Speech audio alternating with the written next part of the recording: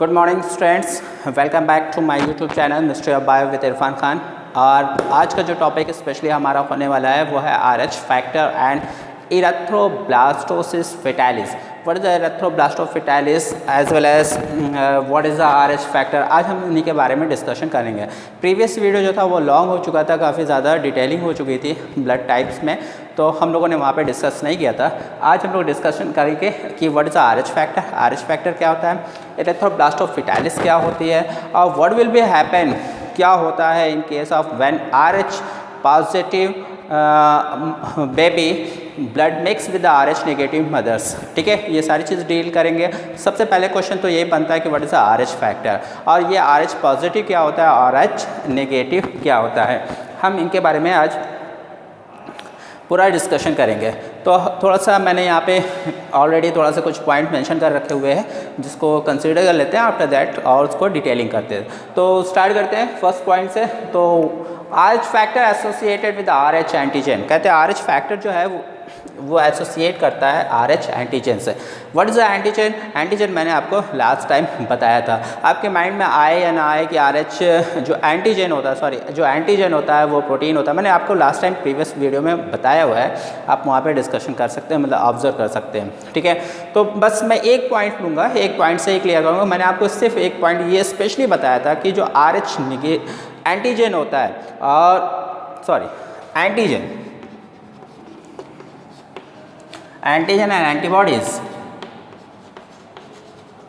Okay, antigen and antibodies. मैंने आपको बताया था कि देखिए आपको कोई पॉइंट याद हो या ना हो, बस एक पॉइंट याद रखिएगा। मैंने इसको बताया था एनिमी, शत्रु, दुश्मन, ठीक है ना, और इसको अपना फ्रेंड बताया था। कहते कि क्यों बताया था, ये मैंने लास्ट वीडियो में भी डिस्कस किया था, क्योंकि हम लोग कभी देखे होंगे कि हम और आप बीमार पड़ते हैं जब, तो डॉक्टर क्या करता है, हमको एंटीबॉडीज़ का इंजेक्शन या एंटीबॉडीज़ की टैबलेट, कैप्सूल लाइक दैट वो प्रोवाइड कराता है। ठीक है, तो इसलिए हम इसे कह सकते हैं ये हमारा फ्रेंड्स है और ये हमारा क्या है, अपोजिट एनिमी होगा। Okay, I think clear. तो यहाँ पे भी इसी बात को पे डिस्कस करेंगे और इसी पॉइंट से ही पूरे RH फैक्टर, RH एंटीजन, ये सारी चीज़ें डील करने वाले हैं। तो सबसे पहले क्वेश्चन हमारे पास ये आता है कि what is the RH factor. देखिए RH factor associated with the RH antigen, antigen आपको क्लियर है। RH जो है वो स्टैंड करता है किसके लिए, रेसस मंकी, जो सबसे पहले RH को ऑब्जर्व किया गया था इस मंकी में ऑब्जर्व किया गया था। ओके, अगर इंडिया की पॉपुलेशन की बात करते हैं तो 95% जो पॉपुलेशन होती है वो RH पॉजिटिव होती है, और जो 5% पॉपुलेशन है वो कैसी है, RH नेगेटिव है। नेक्स्ट पॉइंट की बात करता हूँ, नो नेचुरल एंटीबॉडीज़, कहते हैं कोई भी नेचुरल बॉडीज़, एंटीबॉडीज़ हमारी बॉडी में इसके अगेंस्ट नहीं पाई जाती है। ठीक है ना, सपोज दैट जैसे हम RH पॉजिटिव है, पहले ये डिस्कस कर लेते हैं कि what is the RH positive means and what is the RH negative means. देखिए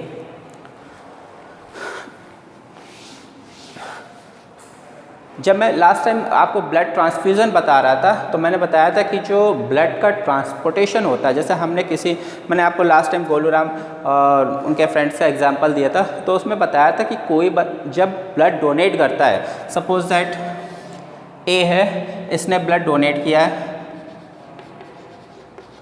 ब्लड डोनेशन किया, ओके, और इनका ये ब्लड इस पाउच में, पैकेट में है, ओके, और B कैंडिडेट कोई था, ठीक है ना, इसको नीड है किसकी, ब्लड की,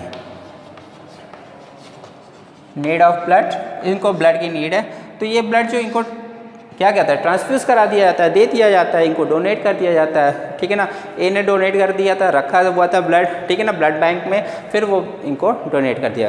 तो इस ब्लड में क्या था, स्पेशली हमने बताया था जो एंटीबॉडीज़ होती है वो नहीं होती, मतलब जो ए का ब्लड होगा, ठीक है, ए इंडिविजुअल का ब्लड होगा, मान लो इनका नाम मैं राम लिख दूँ तब और ईजी हो जाएगा, गोलू लिखता हूँ, बार बार पढ़ रहे हैं, गोलूराम, ये गोलूराम का सपोज दैट ब्लड है, ओके, तो इनके ब्लड जो ट्रांसफ्यूज़ कराया गया B कैंडिडेट में, मान लीजिए इनका नाम भोलूराम कर देता हूँ, तो क्या कराया गया था, सिर्फ और सिर्फ ब्लड सेल्स कराई गई थी, RBCs कराई गई थी, एंटीबॉडीज़ नहीं गई थी, इनके ब्लड का एंटीबॉडीज़ इनके बॉडी में ट्रांसफ़र नहीं कराया गया था। ठीक है ना, ये चीज़ याद रखिएगा। चलिए ठीक है, तो जब सेल्स जाती है, और आपको मैंने एक पॉइंट बताया हुआ था कि जो एंटीजन होता है, antigen is found on the surface of the donor's membrane, ये RBC है, ओके, इस तरीके से आरबीसी, ये आरबीसी की मेम्ब्रेन हो गई, इसे हम पीएम कहेंगे, प्लाज्मा मेम्ब्रेन या डोनेंस मेम्ब्रेन। ओके, डोनेंस मेम्ब्रेन, इस पे क्या होगा, एंटीजन कहाँ पाया जाता था, इस डोनेंस मेम्ब्रेन पे पाया जाता था। ओके, ये एंटीजन था। एंटीबॉडीज़ कहाँ पाई जाती थी, ब्लड प्लाज्मा में पाई जाती थी। तो आई थिंक ये क्लियर हो गया। तो अगर हम कहते हैं कि कोई RH पॉजिटिव है, ठीक है ना, जैसे पहले तो सिंपल ये बात होती है कि आपका ब्लड ग्रुप क्या है सर, O पॉजिटिव, हमारा क्या है B निगेटिव। तो पॉजिटिव निगेटिव क्या, हमने ब्लड बोला A पॉजिटिव, तो पॉजिटिव क्या रिप्रेजेंट करता है, RH को, ठीक है ना, RH फैक्टर है कि नहीं है। और RH फैक्टर क्या है, एंटीजन है। RH एक्चुअल है क्या, एंटीजन है। मैंने आपको बताया था एंटीजेंस क्या होती है, प्रोटीन होती है, a type of protein, special type of protein. तो अगर मैं कहूँ कि मेरा ब्लड ग्रुप A पॉजिटिव है, मतलब क्या हुआ, ब्लड जो है, ब्लड का ग्रुप जो है, ब्लड ग्रुप जो है वो क्या है, A है, ठीक है ना। अब पॉजिटिव क्या रिप्रेजेंट करता है, RH फैक्टर को, ठीक है ना। तो क्लियर हो गया। अब कहते हैं कि RH पॉजिटिव, RH पॉजिटिव का मतलब क्या हुआ, अगर कोई कैंडिडेट RH पॉजिटिव है, मतलब सपोज दैट किसी बंदे का ब्लड ग्रुप A पॉजिटिव है, तो क्या हुआ, मतलब उसके पास RH फैक्टर है। तो हम RH पॉजिटिव मतलब एंटीजन प्रेजेंट है। एक चीज़ और याद रखिए, मैं बता रहा हूँ, ये है ना, देखिए, मतलब देखिए, ये गोलू राम हुए, ओके, इनका ब्लड ग्रुप क्या है, A है और पॉजिटिव है। पॉजिटिव मतलब RH फैक्टर है। तो RH फैक्टर है मतलब RH एंटीजन उनके ब्लड सेल्स पे प्रेजेंट है। मतलब इस फिगर को डाउन करता हूँ मैं,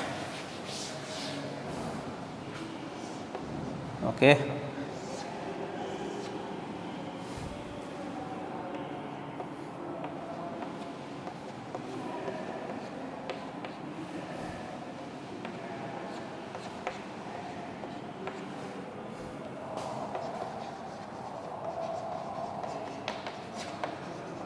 RH एंटीजन, RBC हो गया क्लियर।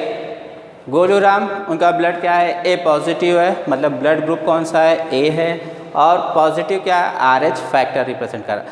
अगर हम कहें कि हमारा ब्लड ग्रुप RH फैक्टर से रिलेटेड है, मतलब हमारे ब्लड ग्रुप में RH फैक्टर पाया जा रहा है, इसका मतलब ये हुआ कि RH फैक्टर मतलब RH एंटीजन, ठीक है ना, मतलब RH एंटीजन प्रेजेंट है। ओके, तो अगर मैं कहूँ A पॉजिटिव मतलब A तो है ब्लड ग्रुप, और हमारे ब्लड की जो RBC है उस पर एंटीजन कौन सा प्रेजेंट है, RH एंटीजन प्रेजेंट है, ठीक है ना। तो RBC पे तो एंटीजन RH प्रेजेंट है। क्लियर हो गया होगा, ठीक है ना। अगर मैं कहूँ कि RH निगेटिव, अगर मैं कहता हूँ भोलू राम, इनके फ्रेंड थे ना, यहाँ लिखता हूँ भोलू राम, इनका ब्लड ग्रुप क्या है, B पॉजिटिव। इसका मीनिंग क्या हुआ, इनकी जो RBC है, इनकी जो RBC है, ठीक है ना, without antigen, without RH antigen. Okay, तो इस क्लियर हुआ, ये सॉरी, ये पॉजिटिव नहीं निगेटिव होंगे। क्लियर हुआ। भोलू राम B नेगेटिव, इनका ब्लड क्या है, B नेगेटिव है या A नेगेटिव है, ठीक है। तो निगेटिव का मतलब क्या है, इनकी जो RBC है, ठीक है ना, उस पर कोई एंटीजन प्रेजेंट नहीं है। कौन सा एंटीजन प्रेजेंट नहीं है, RH एंटीजन प्रेजेंट नहीं है, ठीक है। तो RH पॉजिटिव का मतलब समझ में आ गया। RH पॉजिटिव का मतलब RBC पे RH एंटीजन प्रेजेंट है, अगर निगेटिव है तो मतलब RH एंटीजन प्रेजेंट नहीं है। ओके, आगे करते हैं डिस्कशन।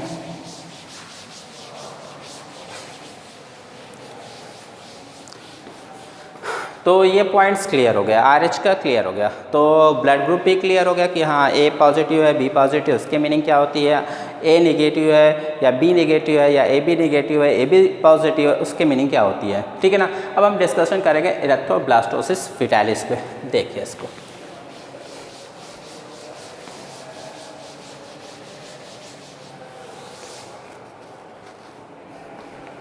सपोज दैट कोई मदर है, ठीक है ना,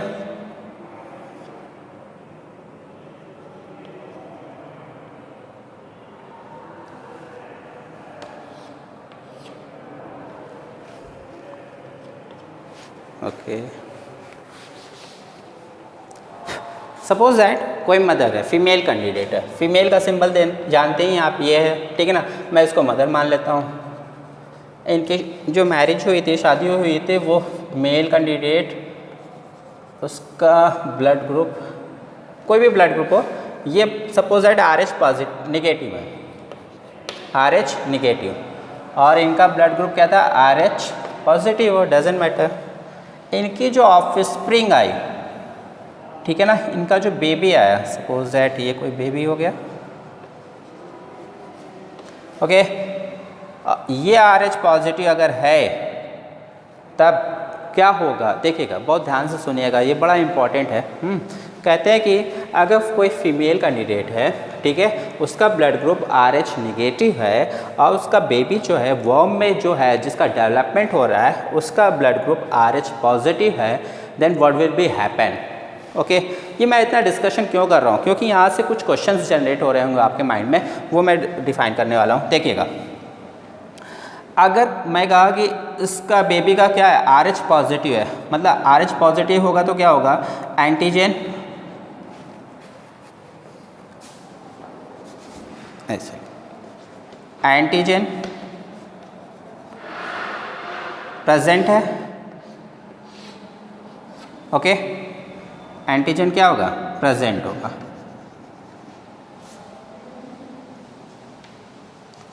अब ये RH एंटीजन जो होगा, अगर इसके पास तो एंटीजन नहीं है, ठीक है ना, नो एंटीजन, इनके ब्लड के पास क्या है, नो, कोई एंटीजन नहीं है, इसका मतलब यही हुआ ना, RH negative, no antigen, RH positive मतलब एंटीजन प्रेजेंट। चलो भाई, ये चीज़ें हो गई। अब बाय द वे इनका ब्लड इस पे मिक्स हो जाए, ठीक है, मैं ऐसे करता हूँ, ये मदर हो गई,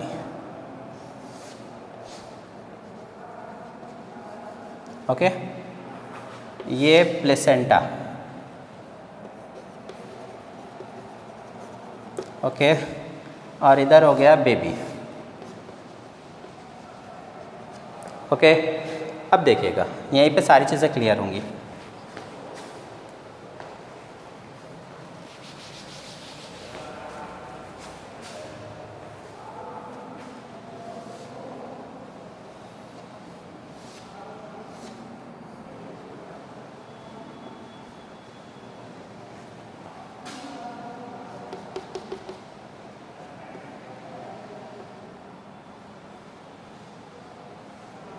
ओके, ये बेबी, ये मदर, आई थिंक कुछ आइडेंटिफिकेशन हो गया होगा। अब देखिएगा, यहाँ पे एंटीजन प्रेजेंट है, एंटीजन प्रेजेंट, ओके, यहाँ पे एब्सेंट है, और ये प्लेसेंटा है जिसके थ्रू क्या होता है, बेबी और मदर्स कनेक्ट होते हैं और मदर के ब्लड का से जो भी न्यूट्रिएंट्स होता है वो डिफ्यूज़ होता है और इनकी बॉडी में ट्रांसफ़र होता है, ट्रांसफ्यूज़ होता है, जिससे ये न्यूट्रिएंट्स को गेन करते हैं, ठीक है ना। मैंने आपको लास्ट टाइम बताया था वीडियो में कि हमारी बॉडी में जो पंक्चर्स होते हैं, माइक्रोस्कोपिक पंक्चर्स कंटिन्यू होते रहते हैं। मैंने बताया था 1000 of the microscopic punctures found every day in case of our body. हमारी बॉडी में पर डे क्या होता है, थाउजेंड्स ऑफ माइक्रोस्कोपिक पंक्चर्स होते हैं जो ऑटोमेटिकली ट्रीट कर लिए जाते हैं, ठीक है ना, ये बताया था। अब क्या हुआ, बाई चांस ये एंटीजन इसमें की तरफ मूव कर गया, ठीक है ना, ये एंटीजन इधर डिफ्यूज़ कर गया, लीकेज हो गई प्लेसेंटा में, इनका ब्लड क्या हुआ, यहाँ पे मिक्स कर गया। जब यहाँ पे मिक्स किया, एंटीजन प्रेजेंट है, मतलब इसकी जो RBC है वहाँ पे ये इस तरीके से एंटीजन उसकी मेम्ब्रेन पे प्रेजेंट है। अब क्या होगा, जो फर्स्ट प्रेगनेंसी होगी तो ये एंटीजन इनकी बॉडी में आएगा, इनके बॉडी मतलब इनके ब्लड में आएगा, तो इनकी ब्लड क्या करेगा, इस एंटीजन को, देखिए मैंने कहा था ना, एंटीजन एंड एंटीबॉडीज़ हमेशा क्या होते हैं, एक दूसरे के एनिमी होते हैं। और लॉस हमारा होता है, ये भी मैंने बोला था। तो जैसे ही एंटीजन इनकी बॉडी में एंटर करेगा तो इनकी बॉडी की जो इम्यूनिटी पावर होती है उसको ये लगेगा, इसकी इम्यूनिटी को ये लगेगा कि ये जो है फॉरेन पार्टिकल्स है, ठीक है ना, और इसके अगेंस्ट क्या करेगी, एंटीबॉडीज़ का डेवलपमेंट करने लगेगी, ठीक है ना। जैसे ही एंटीजन इंटर करेगा तो यहाँ पे क्या होगा, एंटीबॉडीज़ का, इस तरीके से मैं एंटीबॉडीज़ बना देता हूँ, एंटीबॉडीज़ का डेवलपमेंट होने लगेगा। बट क्या होता है कि ऐसा तो है नहीं, फर्स्ट टाइम मॉम एंड जो चाइल्ड होता है वो दोनों सेफ़ हैं, चाइल्ड को कोई अफेक्ट नहीं होता है। फर्स्ट प्रेगनेंसी इस तरीके की अगर होती है तो सेफ़ होती है, ठीक है ना। बट सेकेंड टाइम क्या होता है, ये फैटल हो जाती है, डेथ कॉज कर लेती है, डेथ लीड करती है। कैसे क्यों होता है, देखिए जब फर्स्ट टाइम हुआ तो फर्स्ट टाइम ये एंटीजन इनकी बॉडी में इंटर किया, एंटर करने के बाद इनकी इम्यूनिटी क्या करती है, एक्टिवेट होने लगती है और एंटीबॉडीज़ का प्रोडक्शन करने लगती है। बट ये जो प्रोसेस हुआ बहुत ही शॉर्ट हुआ, बहुत ही हल्का सा हुआ। इसलिए मतलब हल्का का मीनिंग यहाँ मेरा क्या है कि ऐसा तो है नहीं कि पूरा ब्लड इनकी बॉडी में इंटर किया होगा। अगर बहुत सारा पूरा बहुत ज़्यादा अमाउंट में इनका ब्लड इनकी बॉडी में एंटर करेगा तो डेफिनेटली इम्यूनिटी इनकी बहुत ही तेज़ी के साथ क्विकली क्या करेगी, रिस्पॉन्स करेगी, बहुत ज़्यादा एंटीबॉडीज़ का फॉर्मेशन करेगी। अब ये एंटीबॉडीज़ अगर बाय द वे बन गई, सपोज दैट बन गई है, तो जैसे ही यहाँ पे इनकी आरबीसी आई तो उसको क्या करेंगे, किल कर देंगी। क्यों, ये एंटीबॉडीज़ क्या करती है, इस एंटीजन को किल करेगी। और बाय द वे ये ब्लड अगर इसमें ट्रांसफ्यूज़ हो गया तब क्या होगा, एंटीबॉडीज़ इधर मूव कर जाएगी और इधर मूव करेगी तो ब्लड जो बेबी का था उसको तो टोटली क्या करेगी, मतलब आरबीसी क्या करेगी, फिनिश कर देगी।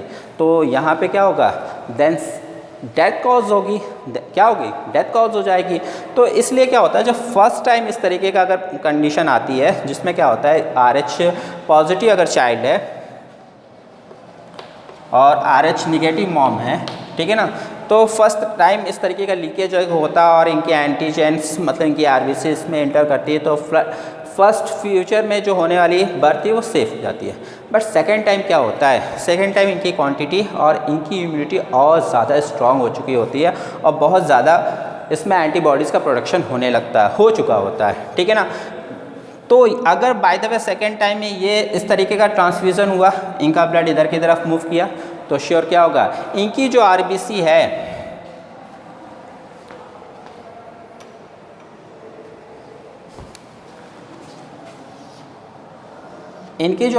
है उसको क्या होगा, उसकी हीमोलिसिस हो जाएगी, ठीक है ना, उसको कहते हैं हीमोलाइसिस या लिसिस। मतलब जो आरबीसी होगी उसको ब्रेक कर दिया जाएगा, बहुत सारे पीसेस में ब्रेक हो जाएंगे, ठीक है, जिससे क्या होगा, ये आरबीसी फोकस कीजिएगा, हीमोलिसिस हुई, हीमोलिसिस कौन किया, एंटीबॉडीज़ ने क्या किया, हीमोलिसिस किया, किसकी, इस बेबी की आरबीसी की, वो ब्रेक होगी, ब्रेक होने के बाद क्या होगी, इस आरबीसी का यहाँ से क्या होगा, बिलीरुबिन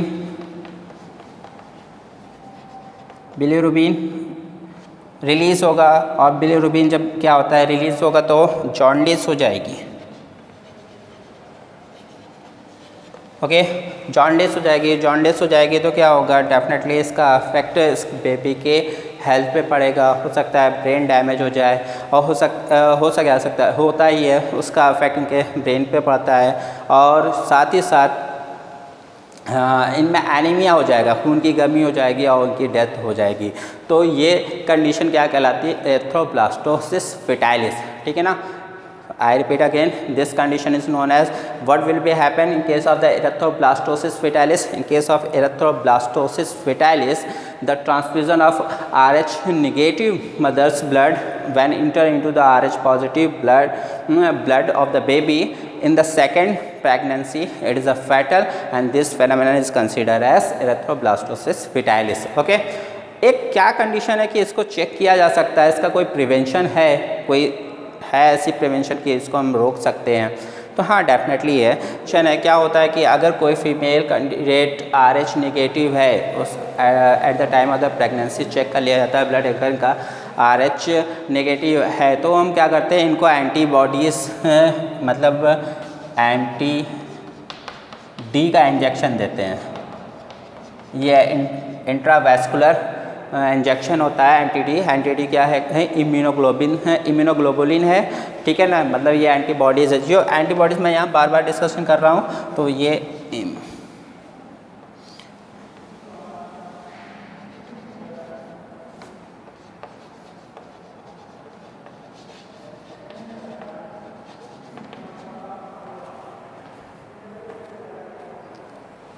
इम्यूनोग्लोबुलिन है और ये इम्यूनोग्लोबुलिन का इंजेक्शन हम इनको दे देते हैं, इनकी बॉडी में इंजेक्ट कर देते हैं, इंट्रामस्कुलर इंजेक्शन होता है। तो क्या होता है, अगर RH positive, be careful, I repeat again in very slow motion, अगर कोई फीमेल हमको पता चल जाए कि वो उसका ब्लड ग्रुप RH नेगेटिव है तो हम इस रिस्क को, इस एरिथ्रोब्लास्टोसिस फेटालिस को कैसे चेक करेंगे।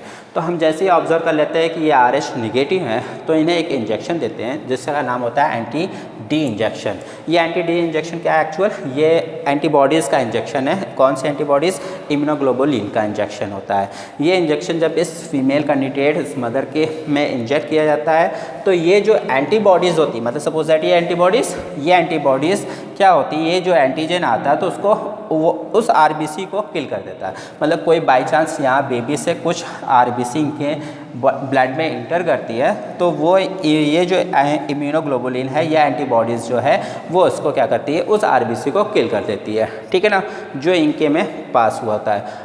उससे अब आप सोचेंगे सर यहाँ पे जब एंटीबॉडीज़ का इंजेक्शन इस फीमेल बॉडी में इंजेक्ट किया गया है अगर, तो उसका इफ़ेक्ट तो ऐसा भी हो सकता है, इनकी बॉडीज़ में भी हो सकता है। एक्चुअली ये जो इंजेक्शन दिया जाता है ये आर्टिफिशियली होता है, ठीक है ना, इससे इनकी इम्यूनिटी पावर जो होती है, इनका इम्यून सिस्टम होता है वो एक्टिवेट नहीं होता है, ठीक है ना। वो एक नॉर्मल रेंज में एक क्वांटिटी में इंजेक्ट किया जाता है जिससे क्या होता है, बाय चांस इन फ्यूचर इस बेबी का आरबीसी अगर लीक होके, ब्लड लीक होके इसमें इंटर करता है तो वो एंटीबॉडीज़ इस आरबीसी को किल कर देती है जिस पर वो एंटीजन होता है, ठीक है ना। इस तरीके से प्रेगनेंसी क्या होती है, सेफ हो जाती है। हाँ, अगर इनकी इम्यूनिटी, अगर इनका इम्यून सिस्टम एक्टिवेट हो गया और उसने एंटीबॉडीज़ का प्रोडक्शन करने लगे तो डेफिनेटली फ्यूचर में इनकी बॉडीज़ में एंटीबॉडीज़ का प्रोडक्शन हो चुका होगा और यहाँ से इन फ्यूचर सेकेंड प्रेगनेंसी या कोई भी प्रेगनेंसी के टाइम में ये RH पॉजिटिव हुए तो डेफिनेटली ये ब्लड इनके यहाँ से यहाँ पे ट्रांसफ़र करेगा और ट्रांसफ़र करेगा तो श्योर क्या होगी, डेथ हो जाएगी। I repeat again and again, ये जो इंजेक्शन दिया गया ये एंटीबॉडीज़ आ गई इनकी बॉडी में। अब यहाँ से कोई भी आरबीसी आ रही है जो एंटीजन के साथ है वो इसको डिस्ट्रॉय कर देंगी। फ़ायदा ये हुआ इस इंजेक्शन को देने से कि इनकी जो इम्यूनिटी थी, इम्यून सिस्टम था वो एक्टिवेट नहीं हुआ, उसने एंटीबॉडीज़ का प्रोडक्शन नहीं किया। अगर इनकी बॉडी एक्टिवेट हो गई होती, इनका इम्यून सिस्टम एक्टिवेट हो गया था तो वो लार्ज अमाउंट में क्या करने लगता, एंटीबॉडीज़ का प्रोडक्शन करने लगता। अब मान लीजिए इनकी बॉडी, इनका इम्यून सिस्टम एक्टिवेट हो गया है, इनका इम्यून सिस्टम जो है ना एक्टिवेट हो गया है, एक्टिवेट कर देता हूँ भाई। अब ये एक्टिवेट हुआ तो बहुत ज़्यादा क्या होगी, ये एंटीबॉडीज़ का प्रोडक्शन हो जाएगा।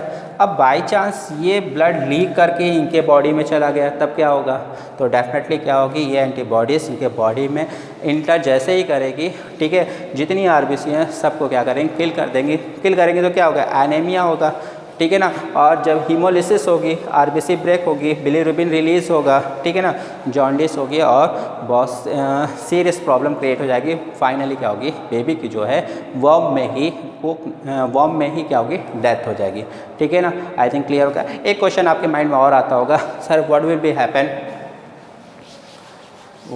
हैपन, मैं ऐसे ही बता दूँ कि अगर ये RH पॉजिटिव हो जाए, ठीक है ना, ये RH पॉजिटिव मदर है और बेबी RH पॉजिटिव है तो डजेंट मैटर।